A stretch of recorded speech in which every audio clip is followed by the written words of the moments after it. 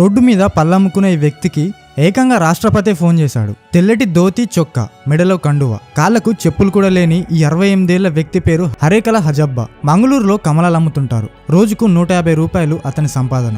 అయితే ఓ రోజు ఫారెన్ దంపతులు హజబ్బా దగ్గరికి వచ్చి కిలో కమలాలు ఎంత అని ఇంగ్లీష్లో అడిగారు. హజబ్బాకు కన్నడ మాతృభాష అరబ్బీ తప్ప మరో భాష రాదు.